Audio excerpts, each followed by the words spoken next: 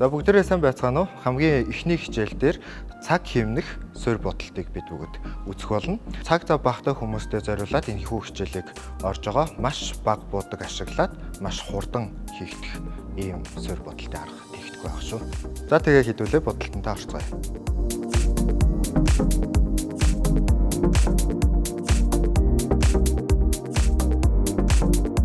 За хамгийн түрүүнд бид нар тонероор арьсыг цэвэрлэж бэлтгэл ажлын нийт түрүүнд хангах хэрэгтэй. Тэгэхээр ерөнхийдөө бол ямар ч тонер байж болно. Та нар өөрсдийнхөө хэрэглэдэг тонер байж болно. Бодолтын хамгийн чухал зүйл маань болохоор тонерөөрөө дамжаад дараагийн бүтээгдэхүүнүүдийн чигшлэн дамжиж арьсны гүн рүү хангагдаж ордог байгаа. Тэгэхээр ерөнхийдөө бол тонерыг ерөөсөө мартаж болохгүй чухал бүтээгдэхүүн гэж ойлгож байна. За тонероор арчиж дууссныхаа дараа бид нэр ампул, серум, эссенс гээд ямар нэгэн чигшүүлэх бүтээгдэхүүнийг заавал хэрэглэх ёстой. Тэгжээж бодог бүтээгдэхүүн чинь тогтцол сайтай илүү нэмгэн болж өгдөг гэсэн үг. За тэгэхээр ерөнхийдөө серум болвол бусад бүтээгдэхүүнүүдэд бодвол хавьгүй арьсны гүн лүү нэвчэж ордог. Тийм учраас тонерийн дараа шууд серумыг хэрэглэж болно. За альва бүтээгдэхүүнүүдийг түрхэхдээ хэтэрхий удаан түрхэж ерөөсөө болохгүй. Тэгэхээр ерөнхийдөө арьсан дээрээ яг тогтоох байдлаар хөнхөн тарааж шингээх байдлаар түрхэж өгөх хангалттай. За бид нэр чигшүүлэх бүтээгдэхүүнүүдэд явсныхаа дараа праймер гэдэг бүтээгдэхүүнийг заавал хэрэглэх ёстой. Бодогч нь нэгт маш удаан тогтно. За тэгээд дээрэс нь маш жигдхэн болж өгдөг. За тэгээд ерөнхийдөө бол бодгийг чинь будагнаас ялгарх тодорхой хэмжээний химийн арилга байвал тэр болгоноос чинь арьсыг чинь хамгаалж бүрхүүл үүсгэж өгдөгөөрөө давуу талтай байдаг. Тэгэхээр энийг ерөөсөө алгасч болохгүй гэсэн үг. За бид нар чигшүүлэх праймер түрхэж өглөө. Тослог арьстай бол мат болдог праймер түрхэж өгч болно. Ингэж тойруулж дүрхэх үү гэдгээс шалтгаалаад янзаар хэрэглэнэ. Тэгэхгүй бүх кремийн суурь болж байгаа праймер бүтээгдэхүүнийг бол зүгээр түрхэх байдлаар ерөөсөө хэрэглэхгүй гэсэн үг. Нөхцөлт дарах праймер байгаа тохиолдолд нөхцөлттэй хэсэг дээр нь хөнхөн ингэж массажлах байдлаар тойрог байдлаар түрхэж өгдөг. Ингэснээр нөхцөл маань илүү сайн шигжиж дүүрэж өгдөг гэсэн үг. Тэгэхээр чигшүүлэх праймерыг бол зүгээр тос түрхэж байгаа юм шиг түрхээд өгчөд болно. За манайхтай хамтарч ажиллаж байгаа Beauty Creation гэдэг Америкийн алдартай брэнд байгаа. Ерөнхийдөө бол идэх хүчээ авж байгаа маш чанартай бүтцүүдийн хувьд нэмгэн зузаан монголчуудын арьсанд яг таарсан тэм бүтээгдэхүүнүүдийн коллекшнууд гаргагддаг.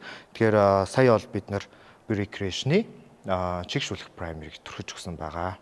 За праймерыг түрхчээ дараас нь бид нар кремийг түрхэж өгнө.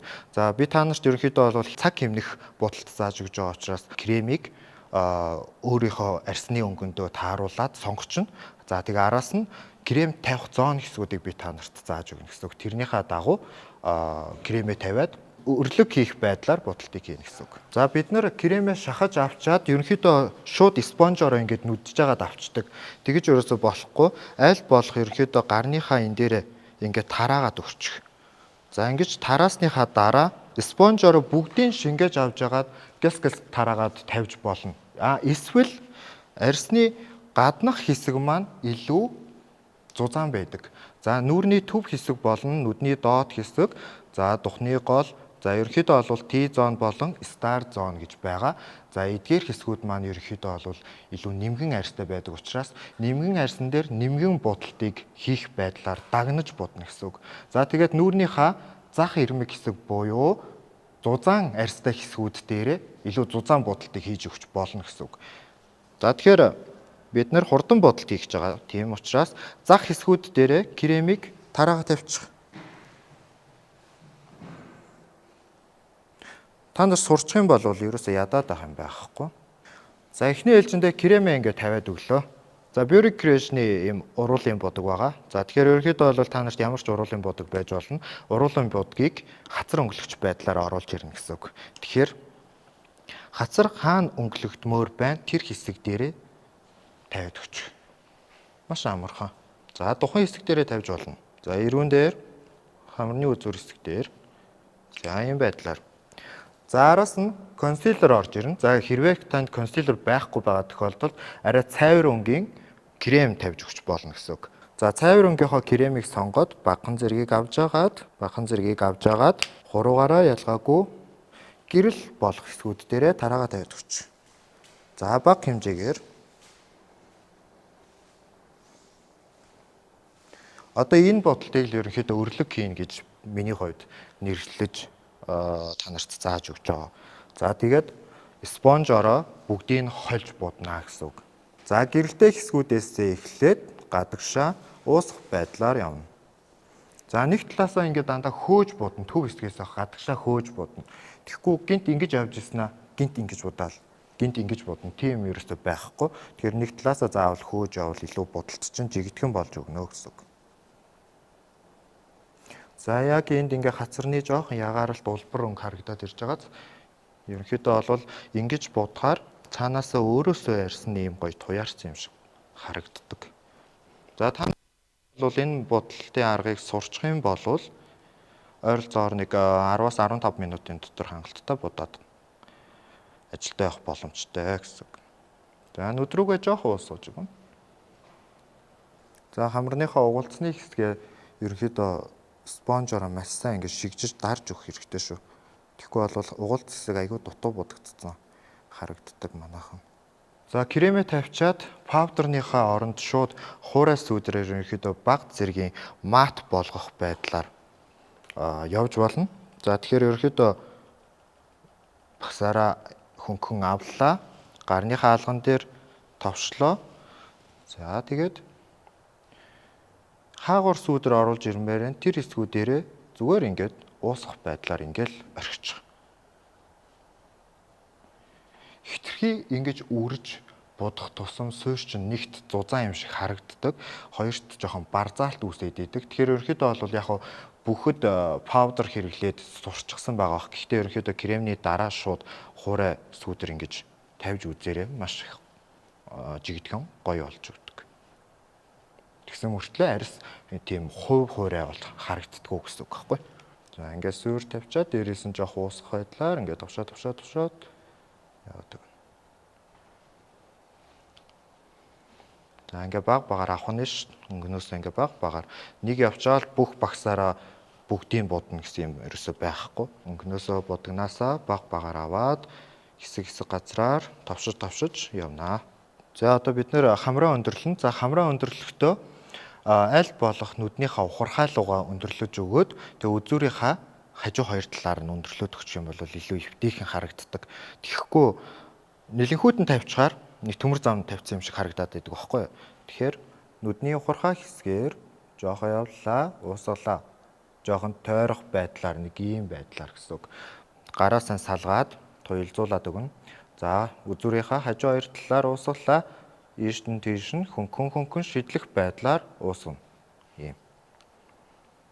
Ерөөсөө ингэж үрж явахгүй. Тэгэх юм бол хамарны хэсэг маань ерөнхийдөө гадаргуу нь жигд бус байдаг учраас барзаалт их явагдах гаддаг. Тэгэхээр аль болох хөнгөн байдлаар, товших байдлаар явбал илүү тохиромжтой байдаг гэсэн үг.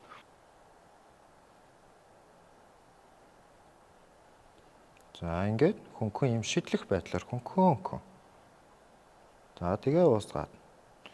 За одоо шинэ хэсэг рүү орж байгаа учраас мэдээж будагнаасаа дахиад жоох авлаа. Гарн дээрээ товчлоо. Ямар ч хуурай будгийг авсан бол гарн дээрээ товших ёстой.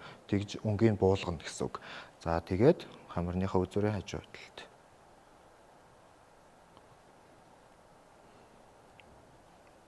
За хэрвээ таны хамар урт байгаа тохиолдолд ерөнхийдөө хамарныхаа үзүүр хэсгээс нь хасаж болно. Эсвэл энэ ухархай хэсгээр явах хэсгээ жоохон холдуулаад ийм тойрог нэлээд тойргийн жоохон томсгоод өгч болно гэсэн үг.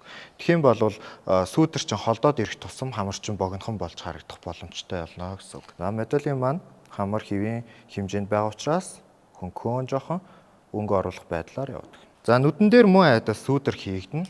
Нүдийг өдөр тутамдаа заавал тод тэн тавиад будаад ах шаардлага өрөөсөй байхгүй. Нүдний төгсгөл хэсэг буюу одоо хөмсгний доод ясны хэсгээс доош хонхоож байгаа хэсэг дээрээ хөнгөн сүүдэрлэгээ байдлаар оруулаад хойш нь жоохон татаа шидлээд өг. Нэг бүтээгдэхүүнээр маш олон хэсгүүдийг будж гинэ гэсэн үг. За хонхорхой хэсэг дээрээ явлаа. Хойш нь шид. За нүдний доод зохио бас адилхан өнгө оруулах хэрэгтэй. Нүдний төгсгөл хэсэг дээр явлаа. Жохон ийм чичиргээ байдлаар тавьж өгнө. Ерөөсө ингэж тавихгүй. Тэгэх юм бол даралтчин өөр дарагддаг учраас энэ тиймдээ алаг цог болох боломж өндөр байдаг гэсэн үг. Тэгэхээр аль болох жоохон чичигнүүлэх байдлаар өнгийн жоохон шавж шигжиж тавьж өгөөд урагшаага ширэх байдлаар уусгана. Өнөөсөө дахиад авлаа. Нүдний төгсгөл хэсэг дээр за чичигнүүллээ. Урагшаага чирлээ. За хэр том хэмжээтэй уусгалт хийж тавих бол таны дуур гэсэн үг. За өдөр тутамдаа ингэж бодоход бол заавал нүдний тань тавиадах шаардлага ерөөсөй байхгүй. За бид нар одоо гялалзуулагч хэрэглэн. За гялалзуулагчийг хэрэглэхдээ аль болох жоохон сэрэг сагсгар үстэй багс сонгоод за тэгээ тавьж байгаа өнгнөөсөө авлаа. За би баг зэргийн нэг юм ягаан дуу өнгнөөс авлаа. Гэрэлтэж харагдаж байгаа нүрийн бусад сүүдэр тавиагүй хэсгүүдээрээ бүх хэсгээр нь тавьж өгнө. Ингэснээр ерөнхийдөө сүүдрээс бусад одоо нэг хуурай будаг яваагүй учраас одоо чихтэй байгаа гялалзуулагч чинь тодорхой хэмжээний хуурай болгоод өгчнө гэсэн үг. Хит их шавах юм бол будалд маш зузаан будцсан юм шиг харагддаг. Тэгэхээр аль болох ерөнхийдөө хөнгөн товших байдлаар тавьж өгнө. За хамарныхаа үзүүр дээр хуруугаар авлаа. Үзүүр дээр хөнгөн товших байдлаар. За тэг гялалзуулагч авж агаад нүднийхээ урхай нуухны хэсгээр нь яваад өгч. Хөнгөн товших байдлаар. За хөмсгний доогуур. За уруулан дээр. За гялалзуулагчаа явчаад чихтэй хэсэг үлдсэн байвал шахмал пүүдэр байж болно, эсвэл нутаг пүүдэр байж болно. Яг хуурай хэсгүүдээ болон нүрийн төв хэсгүүд дээр жоохон гэрэл өгөх байдлаар ийм товших байдлаар ингэ тавиад өгч. За багсаа цэвэрлж агаад төв хэсгүүдээсээ уусгаад тараагаад өг.